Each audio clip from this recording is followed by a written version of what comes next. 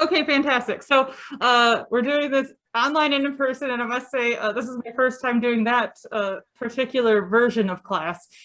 So I think it'll all work out. And if you have any questions or anything, just shout. Sound good? Great, thank you. Awesome. Well, thanks for joining us. Thank you for holding the class. All right. So, all right. And there's another lady who I think was maybe going to show up. We'll see if she joins us. If not, I'm getting rolling. Okay. So, okay, for those of you in person, yes, it's, you know, a little security measure when we, for all the kids and stuff. Well, I met her back there. Oh, So, you did? Okay, yeah. so she, okay. Okay. All right. So I have paper and pencils for notes and stuff. If you feel like taking them at home, obviously you can provide your own paper and pencil for notes. So we are talking about, nope, let me start over. This is, this little class is kind of growing out of our, one of the ministries here at St. John, which is God's Garden. So out that door that you see there that made the bell ring, there is a garden. And so there we have herbs, and we have tomatoes, and we have peppers and squash and ground cherries and all sorts of stuff. So we grow it. The congregation enjoys some of it, and we accept donations that then we, you know, give to organizations that are addressing food security in our community. And then we also take what doesn't get used and donate it as well. I want to expand our gardens here, specifically to include some flower gardens and cut flower gardens, so that we can also share flowers with people. And people can come up and enjoy the flowers, and they're just nice to look at anyway. So one way that we can do that is by starting our plants and getting more plants from plants we already have. So if you have plants at home and you feel like maybe sharing them with us, specifically perennials, because they come back every year, think about that, and some of these methods might work to make more of those plants. I guess that's my spiel. Any questions on that? Cool. All right, so we're talking about plant propagation, which basically means we're making more plants. So there's various ways that you can propagate plants. You can, the most like, you know, basic, I guess, way that we think of is just with seeds. But you can get very complicated, and we will go into some of those more complicated techniques. I learned a lot of this by asking the internet, and I have a lovely book. It is called New Plants from Old, that goes over some of these techniques.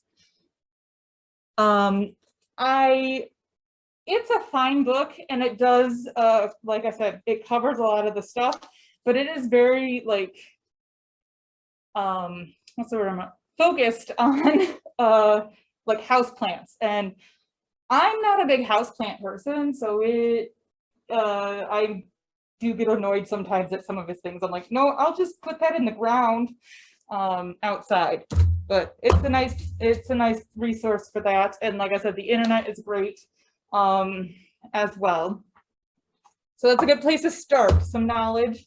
And then you, when you get into actually doing it, you'll need some things. So I've got all these things laid out here. You will need cutting materials or cutting tools.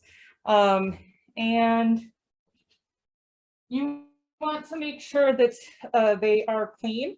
So right now, that's not very clean. You can see my clippers are kind of gross. So I'm going to clean it with a paper towel and some rubbing alcohol. We want to clean our tools because if there's, you know, something on them, we could make our plants a little sick. And when we're, you know, doing like cuttings, which we'll go over, you might not know what I mean by that at this point. But when we're like doing things like cuttings, your little baby plant will be very susceptible to any, you know, viruses, any funguses, any insects, and there's all sorts of things that you could have on your clippers. So you want to make sure that they are nice and clean. And that is good. Mine are kind of old, so I could sit here for a long time and they would still probably look a little gnarly in places. But it's better. You want to have very sharp ones. So these ones are okay. It could be sharper. I have a little sharpening file that is made specifically for these, and on occasion I sharpen my tools so that they will cut better, rather than getting a new one. So that's important as well, because you want it to cut through the material. You don't want it to crush it. So let me demonstrate what I mean. Here I've got some mint, and you can see that's kind of a fat stem down here, like so. So this one, I can cut it. Oh, that didn't get so hot. You wanna cut it without crushing it. And these ones probably could be sharpened a little bit further. These ones are awful. People give me garden supplies sometimes. I also work with an organization called Growing Cognac, and so we're trying to get some, you know, tools and stuff. So I end up with cast-offs from people. So this one, well, I don't know if you saw that, but it broke it and it went flying into two pieces because this crushed this stem. Not ideal. We don't want to crush it, we want to cut it. So having the right tools is important, and the right size. So when I'm doing work on something like this size tool works out all right. But if I'm going to be cutting this finer bit that is rather thin, right here, this tool might be overkill, and then I might want to move on to something like an X-Acto knife. This one has a fresh blade in it, so that'll work quite well. Utility blade as well could be great. This one has a terrible blade in it, and I wouldn't recommend doing it right now. So there we go. Scissors or cutting utensils. These could come in handy, but like, that's not happening. That's just not gonna work. Right tool, right for the job is important. So when we get to, you know, I'm gonna make a cutting, you want to have where your cutting is going to live prepared beforehand, because you don't want it to dry out. If it dries out, then it might die. So have all of this stuff set up and ready and on hand before you go, so that once you're in you know, the mix of it, you can just jam your little guys in and they'll be happy. So you want a little container, shallow. These are actually a little deeper than I was hoping for, but that's what I have. Something like this would be great. Poke some holes in it. It's maybe 1.5 inches deep. So you can make your own containers as well. Like, let's pretend that this is a milk jug. You could also cut around the milk jug and poke some holes. Again, drainage is important. And use that, and actually you would end up with 2 of them. But you wouldn't necessarily want to use something like this for a cutting, because that's really large. It's really deep and you don't need that much soil. So either your soil line is going to be like here, and then your plants are all jammed in here, and that's not good. You want airflow. Or you have just way more soil than you need. So short little guys are good. I think that's pretty much it. Gloves are handy for some things and some things not. And yeah, it looks like all my materials are in front of me. Any questions on supplies? All right. Is there a specific type of dirt we should be using? Thank you. Yes. So you can root things in all sorts of materials. You want something that doesn't have too much nutrients in it. You wouldn't want just straight compost in general. You don't want just straight compost. Some people do grow things in it, but it can be really hot. You've got a little baby and it will not like that.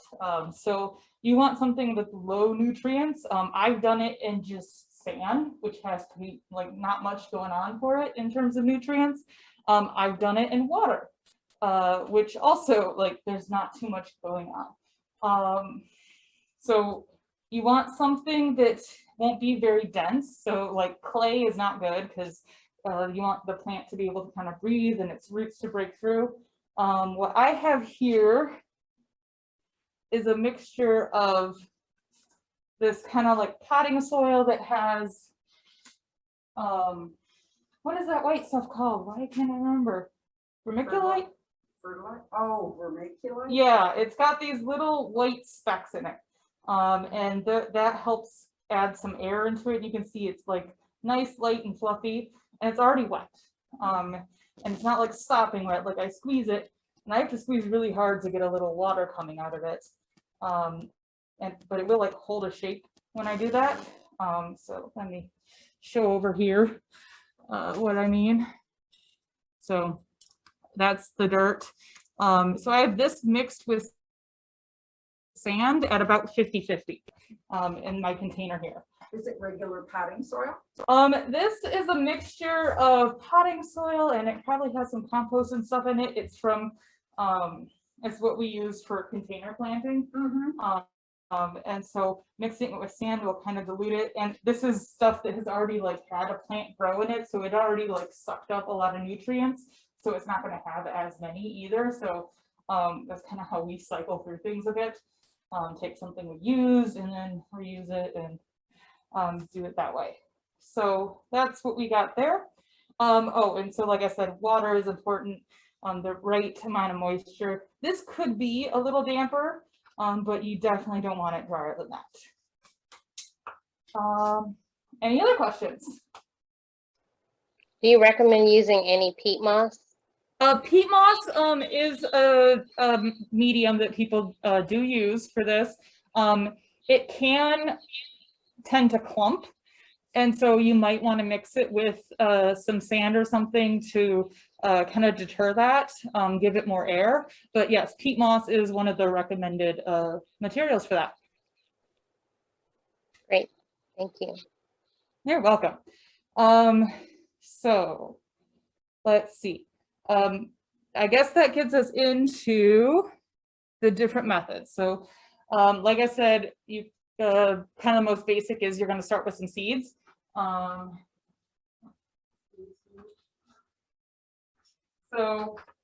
Seeds, I don't want to spend too much time on that because I mean, there are some seeds that you could start right now and it'd be fine. I think broccoli maybe for a quick crop of that, Brussels sprouts, although we might still be too late for that. Like my mind's all on vegetables, so you know, house plants, whatever, you can kind of do those more freely. But so same kind of concept. You want not super big for your if you're starting seeds. You want it damp, and you don't want it to have too much nutrients. Your seed has all of that it needs in it. And then you're going to want to plant it. The kind of rule of thumb is plant it twice as deep as like the size of the seed. So if your seed is a ½ an inch, like a bean, plant it 1 inch deep. If your seed is a ¼ of an inch, plant it a ½ an inch deep. That's it. I do have this little handout. I'm sorry, I haven't been able to find my file of it. I had them already printed. So I will try my best and I can send it to you. This is a little guide about starting seeds that will walk you through some of that. to say the seeds, the flowers that we had out in the spring, Mhm.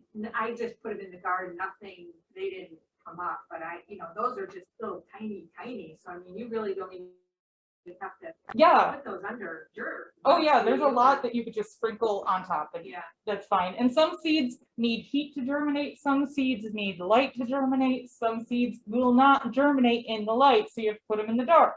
Some seeds need to go through a process called stratification, which means that they get cold for a period and then they will, you know, sprout. So lavender is one of those. So if you're trying to force it, you can put them in the refrigerator for a little bit and then try to start them. So generally, if you're, I mean, usually you're buying seeds in a packet and it has all the information you need.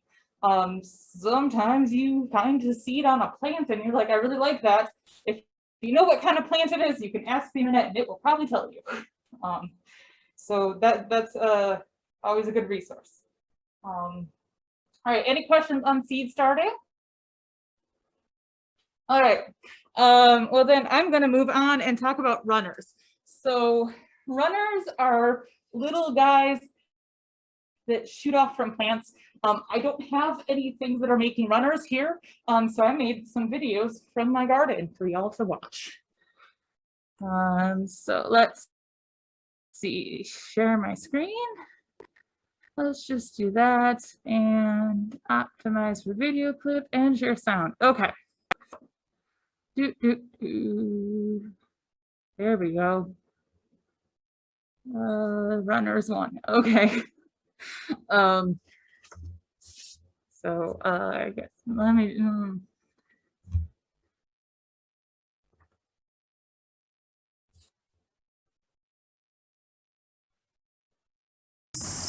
All right, so these are my strawberry plants. Sorry for the These are signal the work. It's not the best. itty bitty wild strawberries, alpine strawberries. This area, which is pretty full of them, started with maybe 4 plants or so that I took from my family's cottage up north. The ones that were growing there were from some plants, strawberry plants that I found along the side of the road when I was a little girl and planted in the flower bed at the cottage. So I have my, I don't know, 8-year-old self to thank for all this. So they usually bloom and make fruit. The blooms start in like May and the fruit come in June. We ended up getting some more flowers more recently, and so I've got a little fruit I can show you. So they are very small little fruit. I can't get the focus there. Itty bitty, but they taste delicious. Ooh, that one was tart.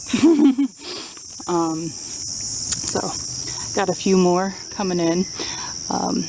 I eat some of them and leave most to the birds and other wildlife in the hopes that they'll leave my larger strawberries alone, but they don't. Anyway, so these little guys will send out runners. So it's like a mess in here, and the light is difficult. Let me move over here. You can see the Japanese beetles got to eating on some of them, but so it's a whole mess of strawberries. And see all these things, that's mostly from runners, but maybe down in there, that's where a plant is, you know, in the ground, and then it sends out these things that have baby plants, and there can be a whole chain of them along that. So if we move out here over the sidewalk, none of these are connected to the ground. There's just a mass of runners. So if we put something underneath them, they will grow and root in that. And you can see some of them. Where are you? There you go. It is very hard to make this thing focus when I'm holding it and holding something. Okay, how about I put that there? And you can see there's roots already happening. So over here is where I put the thing for them to root into. And Alright, okay, so those are runners. And then we have the process of getting them into a thing. So alright.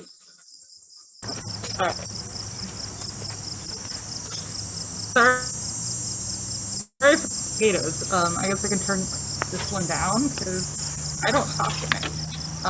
This is the tray I'm using. It's maybe 2 inches deep, and you see there are holes for drainage. So I'm going to fill it with that medium that I had not mixed with sand. So there you go. You can see it's got the white bits in it. So I'm just going to fill that guy up. We don't need to hear all of the potatoes. And the bucket started leaking on me. There we go. So fill it up.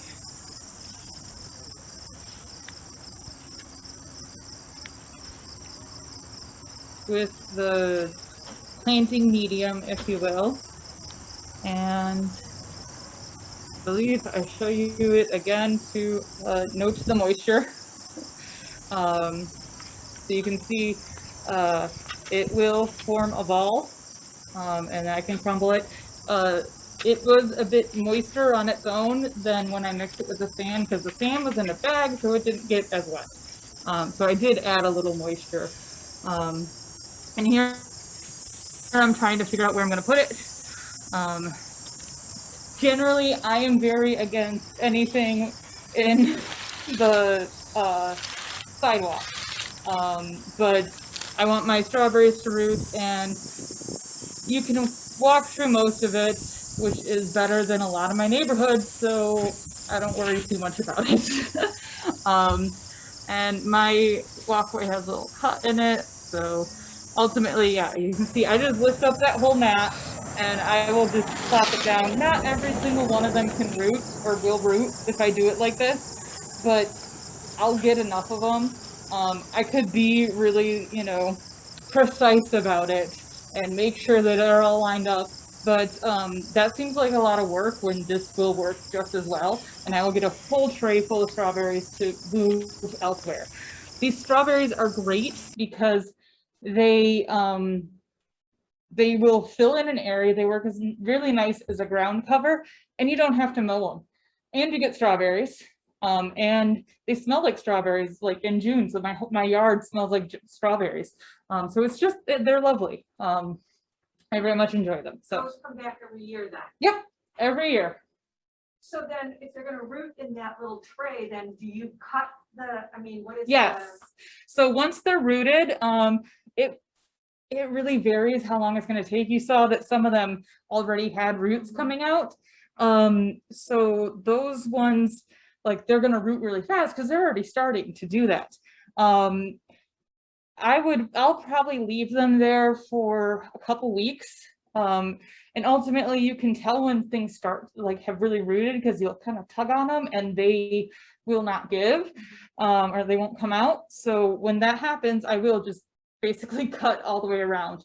Again, some plants aren't quite as aggressive as these strawberries are when they do runners, and you probably don't have this huge mass like spider plants people have as house plants. That you would then put little containers like this. Let me go back to seeing me. Stop screen share. Okay.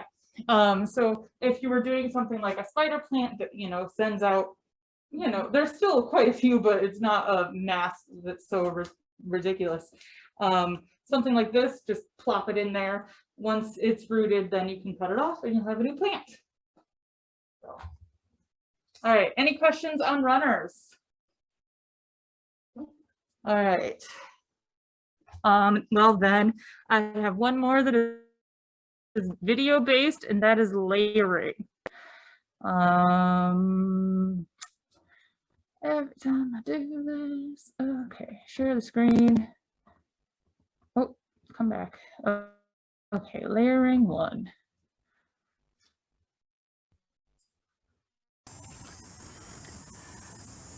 So this is my lavender plant. It's had, I'd say, a kind of rough life. It was looking kind of gnarly and I'd given up on it. And it managed to, this year it's looking better than it ever has. It's a little stringy, but that's because it's been living in the shade here. But anyway, so we're going to do layering with that. So we are going to take a portion of the plant and bury it. So I'm going to use this piece here because it is conveniently growing in the manner that we want, which is to have this kind of U. So that's what we're going to bury. So I'm going to cut off. So that one was conveniently U-shaped. If it's not, you know, growing like that naturally, you just kind of make it do that. And a lot of plants will take to layering. Usually you want something that will have a bit more of like a woody stem. So like I have this yarrow here, that's probably not gonna do layering quite so well. So as you know, play with propagating things, you'll notice, okay, this plant is like this other plant that I can do that way, so I can probably do this one that way. Additional leaves that might end up under the soil, because that won't be happy. And I've got this planter. It's a little deeper than probably necessary, but I think I'll need to prop it up on a little something, but it'll work out all right. So, first, I have an X-Acto knife. It's kind of like With a fresh turning blade, it. so it is super sharp. Sharp tools are very important for this, and as is having clean tools. So this is a brand new blade, so it's clean and it is sharp. So I'm just going to do my best to slice off those leaves like that. And I'm going to come over here and I'm going to slice off those leaves.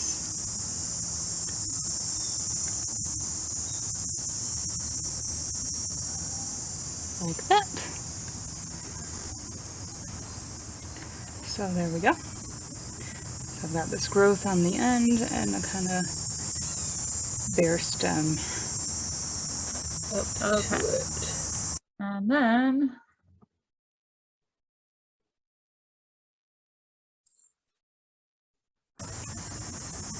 Alright, so I got some patio pavers to prop this on because I don't want this to have to stretch down into it.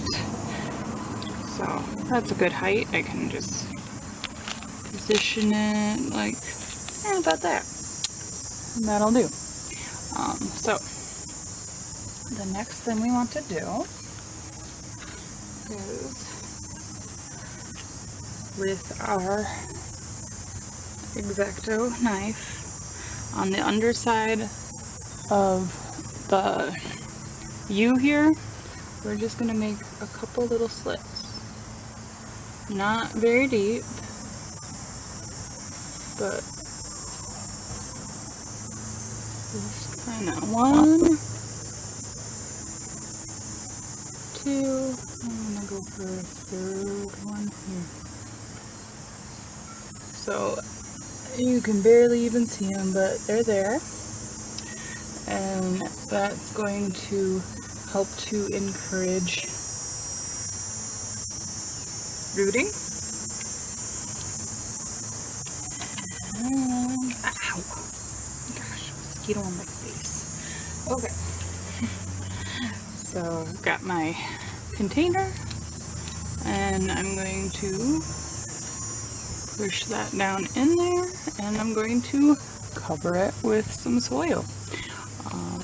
And I don't want the soil to be up around these leaves here, so that'll be important to keep out of the soil. So keep those above the soil line and just kind of pack it down.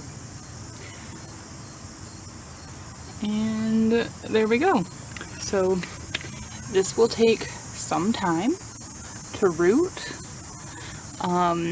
but it will theoretically do this eventually. And so once that time comes, I will cut off this end of the plant, and this will be its own new plant. So this one's doing a nice job of standing straight up. If the plant seems to kind of, because of how it grows, be flopped over, you can prop it up with like a stick or something so it's not laying down on the soil and is growing in a better position. Perfect. What kind of plant was that? That was a lavender. Oh, that was a lavender. Yes. So, and I wanted to show a little bit the size of twig I was using. Okay, I just like jammed a bunch in here. This is not ideal. Don't do that to your plants. So basically, when you're looking for a bit to do for layering, and then, you know, also for cutting, you want a certain kind of level of growth. So like down here, that is just too thick. That's, it might root, but that will take a very long time. It is old. So that's not so good, that end of it there. And then on the other end of things, up here, where like the stem is very green, that's too young. And you don't want to use that area up here. Because if it's too young, that will promote rot, basically. It might rot out before it roots. So that is just not great there. So you want something kind of in between the two. Ultimately, you want it to be flexible. That one area, not so good. Still a little thick, still a little thick. Here we're looking a little better. But you want it to still be able to like snap if you really bend it hard. So I've got so much here. So this might still be a little too thick because it's not quite flexible. But like up here, we're getting a little better.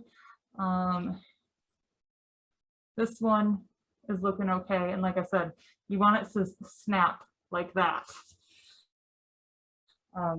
If you really crank on it. So, and that's the case for like if you're doing cuttings as well. So we will get into cuttings. So is it too late to do that for lavender now at this time of year? We're actually just a little early. So that's why I wanted to do this class now, because for a lot of these methods, you want to either do them in the early spring or do them in the fall. And so like the strawberries, obviously you gotta like get the runners when there's runners. But cuttings and division, which we will talk about, those kind of things. You want to do it in the fall or in the spring when things are either just kind of starting to wake up, even before they start waking up, or when they are starting to kind of wind down. It's just better for them. So where would you keep these cuttings and such all winter? So like that lavender one, I would probably keep it outside. Let it stay there. Lavender is very slow. It takes a long time. So where I have it living right now is up against a fence. So that's where I put the lavender plant for the winter. And like I said, I had given up on it, so I didn't really mess with it when it came spring. And when Your lavender is not in the ground. no, that's in a pot. Oh, Yeah, so I moved it there because Does it winter over in that pot? yes, it has. So this past year it seemed to do the best. So I don't know. What I think this was maybe second winter in that pot. I think second. I don't remember time anymore. One of these things. But so I put it against this fence, and then I put mulch around it. So mulch basically just dried leaves is what I do. I collect my dried leaves that I rake up, and I put all my babies over in that little thing and cover them with mulch to protect them from the fence helps with the wind, the mulch helps with the wind and the snow, and it'll keep pretty well. I've made cuttings before, so rather than doing the layering where it's still attached to the parent, I actually cut off a piece and I rooted those and then just put them along the edge of my house, under where the dryer vent comes out. I don't know if that really like helped, but it is warmer there, at least when the dryer is running, but even against the house, they're still going to be warmer than just like sitting out in the middle. So yeah, that's generally what I do with them. I'm kind of, my friend says that he's like a lazy gardener. I don't know if I'd say I'm lazy, but I'm kind of like, if it lives, it lives. If it dies, it dies. And usually more things live than die. Some people will get like very precise about how they're gonna do things. Like I said, that book is like, put a little tent around all your things to make sure the humidity is perfect. And I'm like, no, I've never really done that and it works just fine. I mean, you can, but I'm not that fussy. And if you can get it like the results you want without being so fussy, that just means I have more time for other stuff. So, We're not practically giving orchids here. yes, exactly. Yeah. My grandma, she grows the orchids, not me. So that's the deal there. All right. So any questions on layering? We're good.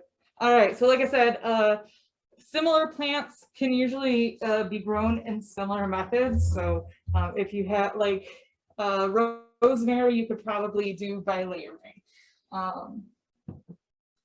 But this yarrow here, probably not. So this is a big mass of plant. This is called yarrow, and I'm going to now talk about division. So you can also propagate plants by basically taking a plant and chopping it up. So this started, I got a container about this big of a Yara plant. This came from the garden at Oakland University. I went there for some meeting and they're like, here, take Yarrow home. I'm like, yes, please. It's lovely. It makes these, this is like the dried out stem of a flower. They were white and they pop up higher than it. It will grow in shady areas, which is nice. It will grow kind of like a mat. So this is like maybe a third of the area that I have of yarrow, this specific one. And it all started from that one plant. So it will grow and it will spread. So that's handy.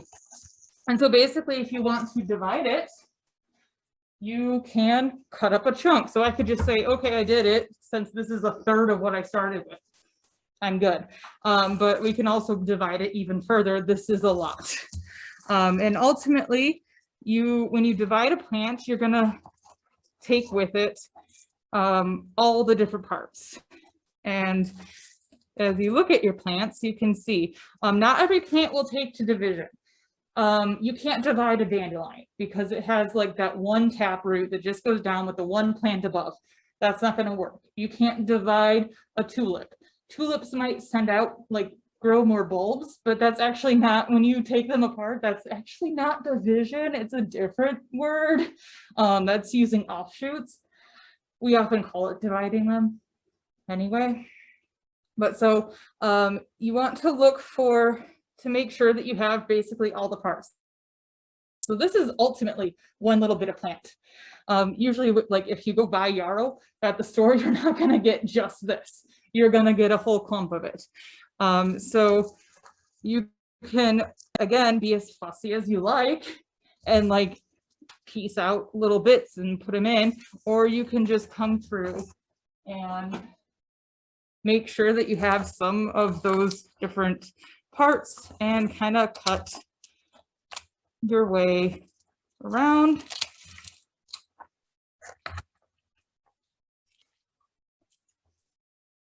And get a plant. So that's another way to do it. And then you can pick through here and see like, okay, this part's not attached to anything I have. And I'll get rid of it.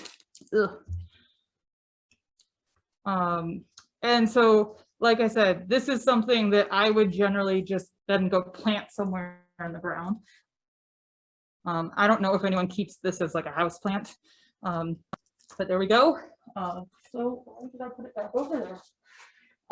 Ultimately, give it a little soil and jam it in there, but like that is already root bound for this container. This is already too, like, it wants to be in a bigger space already. So that's ultimately how you can do division. It also works with plants that grow from rhizomes. So that would be like this iris. So this is a rhizome. This is not the root. This is like its storage facility where it keeps its nutrients and whatnot. So you can see growing underneath it. Here we have some roots, but this itself is the rhizome. And when you want to divide it, you basically, you can be a little imprecise and break it, or you can, go in with a knife. You just want to make sure that your division has one of these parts where leaves are coming up or going to come up. So this one, you can see the leaves are up here and happy. Over here, there's a little one. So I could do that, and now I've got two. So if you see over here, plant coming up, and then over here, there's also a little plant that is coming up. So that's where division can happen. Ginger is a rhizome that you are eating. So rhizomes that can also be divided, and you can get more plants through them. When you do divisions, like from plants that are growing outside, it's important to know like the area, what's going on there. So this lives next to my strawberries, not my baby alpine ones, but my big ones. I can see that there's a runner from my bigger strawberries that was coming into here. So I want to get rid of some of that yarrow there because my strawberries are expanding and I want more strawberries. So I can, take out if there were some that had rooted in here to make sure that I can keep those strawberries. But it's also important, for instance, I've got this BT baby over here. This is Valerian. This part here where it's growing up. But there is all sorts of other stuff growing in with it. So to divide this plant takes a bit more paying attention because I have in it some bindweed. I don't want to transplant this bindweed elsewhere because it's just going to take over. wherever I put it. So to divide this one, I will be more exact and sift through the roots to make sure that I only have my yarrow, not yarrow, Valerian. This particular plant here, Valerian, it is, people use it as like an herbal supplement. What I know mostly is people use it for a sleep aid. I take it sometimes myself and it does work wonders. I've in the past got it in pills at the, Meijer or whatever. So I was like, well, let me see if I can grow it. And I did. The book said it would be 3 to 4 feet tall. I've had it grow taller than me. I don't know what that is about. But it takes a few years to get to a point where you can harvest. It's the root that you use for the supplement. This plant is finally at that stage. So that's what I'm going to do with this. I'm going to take some of those roots and I'm going to wash them and I'm going to dry them. I'm going to see if I can enjoy them for their uses. And I will keep some of this plant for home and I'm going to plant some of it here in the church garden. That's this guy's story. This guy is also an illustration of what you want to look for in your plants when you're going to divide them. Basically, you want your plants to be showing signs that they're done. So you can see up here, these flower stalks have been done for quite some time. I don't usually cut them off too much because I will leave them in the winter and I will cut off the little dried leaves and I'll just have these sticks that stick up and they look neat and insects and birds and stuff will enjoy them. So it's good to leave some stuff in your garden. But you can see they're starting to turn yellow and the leaves are starting to turn yellow. Ideally, this would be pretty well down in that regard. This is still a little early for it. Same is true for the iris. Like this leaf has turned yellow, but these ones are still looking good. They've been munched on by something, but they're still rather green. So wait a bit longer later into the season to do your divisions or start your divisions in the spring before stuff really starts to come up.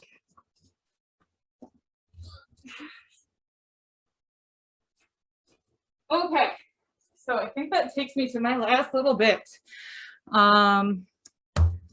which is cuttings. Any questions on division before I move on? Okay. So a cutting is kind of like the layering in what you're going to kind of look for, at least with that woody type plant. But ultimately, you're going to just take a piece of the plant, cut it off, and make it root.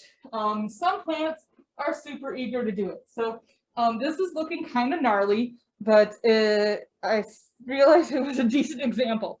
I cut some basil from a plant to use in a recipe, and I put it in a jar. This is a cup, that's the word.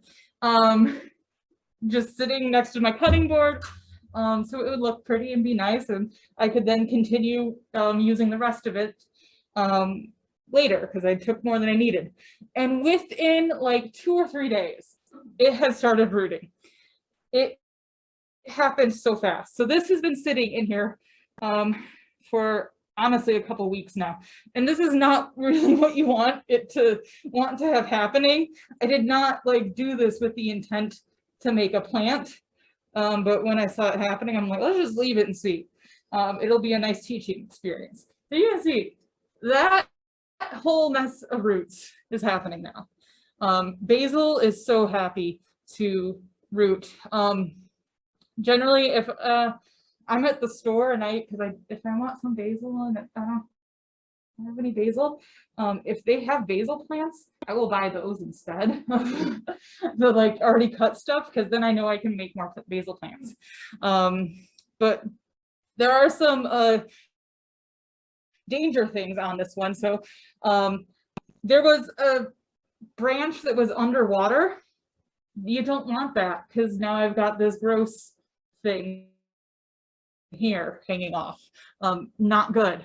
Like I said, I just let it go so I could show you what would happen, the good and the bad. You also don't necessarily want it to be flowering. The flower looks not happy either. The plant will like often put energy into that. If it's already been flowering, it's like, well, I'm making a baby this way, so I'll do that and I won't root.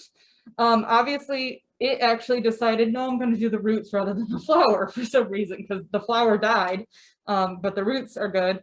And then we also see it rotted itself out from just sitting in this water for so long. Not exactly the best way to do it, but starting them in water is good, a good way to do it. And you can then like see what's happening. You can see, oh, I'm getting roots. Fantastic. But you want to put if you start it in water, you want to put it in soil pretty quick. Like after you start seeing any roots, maybe like a ½ inch long, put it in soil, because the roots grow differently in water versus in soil. So these roots might not be happy to live in soil now. You can try it. It might live. And if it does, that's great, but it also might die. So that is kind of the like quick and easy way to do cutting. So what's this stuff called? Lavender also will work for cuttings. What do you use on the lavender for a cutting? You can just do that and put it in water? Yep, so you can put it in water, but I would recommend doing it in a medium like this. Okay. And so what you do, clear out my space. So I just cut off a big hunk of branches. And that is more than I really need to work with. But it's handy to do that, because then, you know, it's hard to get the precise cutting when it's on the plant. So now I have this smaller thing that I can work from. And what I will do is kind of clean it up. So I'm going to take that off. And that stem I don't really want, but I've got two little things here. So I can cut this one. And I am also going to cut off a couple of these leaves. You don't want it to be super long, and you don't want it to have a flower. If it's flowering, just cut off the flower. But you do want at least, like, I'd say 3 sets of leaves. And different plants you will handle a little differently.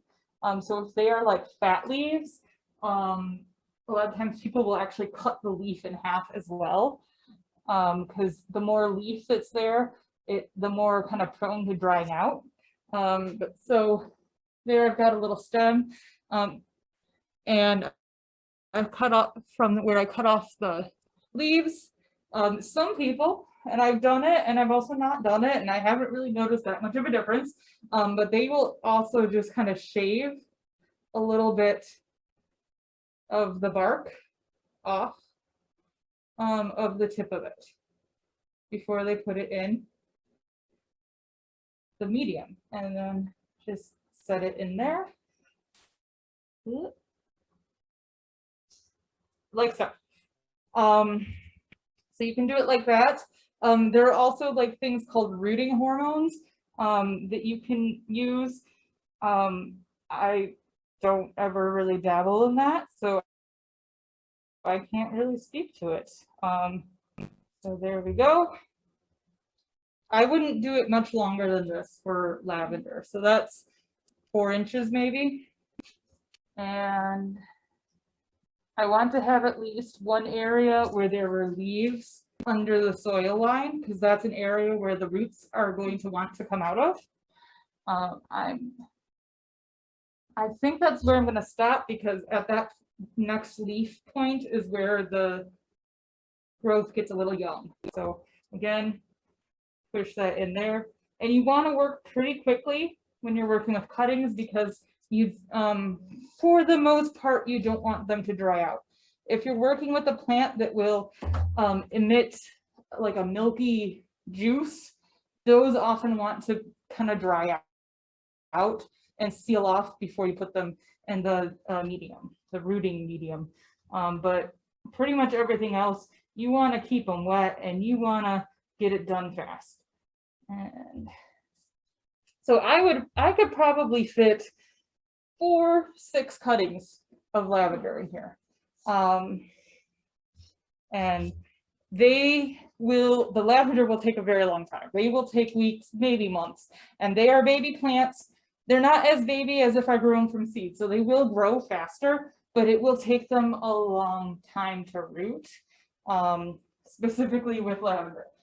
This basil here, it's another form of basil, it's just purple. It will probably root really quickly. So it won't need nearly as much time.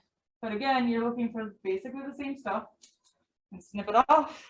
So that's bigger than I wanted and needed, but now I've got a little offshoot here that I can do, or this one, or this one.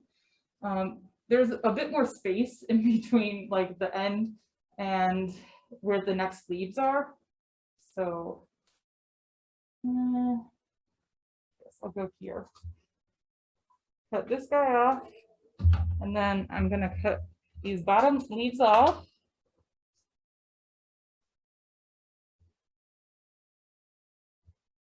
Oop, there we go.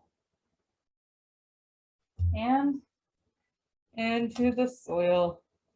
Ta-da! And like I said, keep it moist, not too wet. It shouldn't be like so soggy, but it should not be dry. And you can check that it's ready by just coming up to it and giving a little pull. And if it pulls out easy, then it is probably not rooted. If it's giving you some resistance, it might be rooted. So usually I would keep the different varieties separate. You know, since the basil will go faster than the lavender. So I can take this out without disturbing the other ones. So I guess that's, I think, all of my various methods. Any questions? Very informative. Thank you. You know, it's a lot. So I guess if there's no more questions, I'm gonna let the Zoom world go away. But thank you for joining us. I hope you. Thank you again for hosting and teaching the class. Very informative. I hope you enjoyed. And yeah, make some plants. And if you do, if you want to share your results with us, we do have a Facebook page for the garden. It's God's Garden, Farmington Hills. And I believe I saw that are you from RHG? Yes. Oh, awesome. So I also teach there. Oh, wonderful. What class do you teach? This year I'm teaching yearbook and outdoor hour. Oh, wonderful. My daughter, Olivia, she's 12. She'll be in your yearbook class. Oh, awesome. Fantastic. Well, I look forward to having her. So if she's interested in doing some of this as well, I'd love to see her work. Oh, wonderful. Yes. She loves to garden and she'll definitely have some stories and plants for you. Awesome. And so we're still working on our schedule for come fall, but we do have garden out back and time to work, and we may have more classes. We will have more work days if anyone's interested in joining for those. Commercial over. Great. Thank you so much. All right. Well, take care. Have a good night. You too. You too. All right. Bye.